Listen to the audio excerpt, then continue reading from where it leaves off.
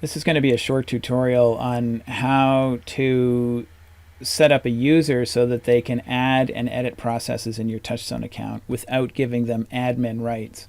I'm going to log in, and you would come up here to your user accounts, and you would add a user, give them user status, put in their email address. I recommend using all lowercase, first name, last name, give them a password, and click update.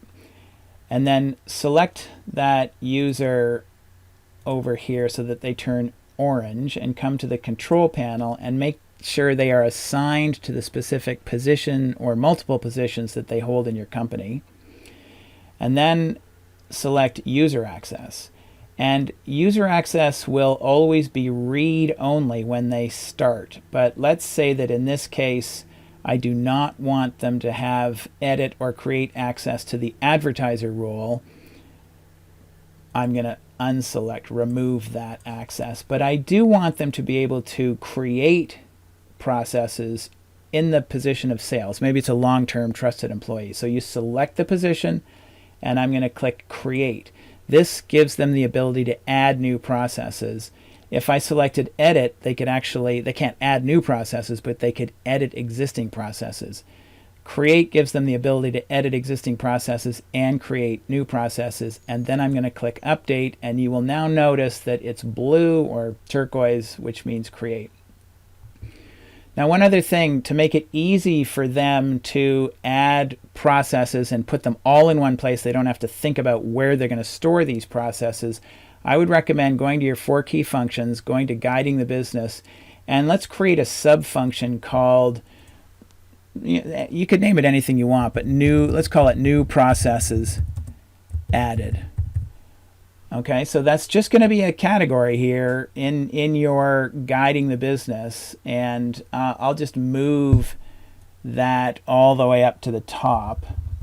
Okay, so now your user, John Smith, logs in, and you'll notice that there are no 4 key functions here. So for him to be able to create a process, he needs to click on the organization chart, and you'll see here is his position right there. So he clicks on his position from the org chart, and he can either add an existing process to his job description, but in this case, let's say he wants to add a new process, and we will call this process contract follow-up or proposal follow-ups.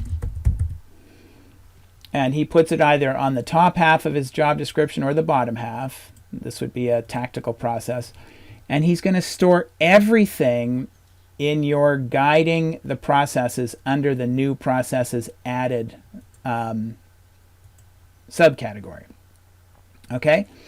Now this is going to add this process to his job description. He can click on it, and now you're in edit mode. So they can go to the work plan, proposal follow-up, and create work plan and add task, and they can start writing, start here, save, then do this, etc. And now they're writing a process. It's linked to their position on the org chart, and if I log in as sales, I'll see it right here. So here's my proposal follow-up process, and when I select it, it's right there. If I log out and log back in as myself, I would see it in the guiding the business section under new processes added, and then I could move it.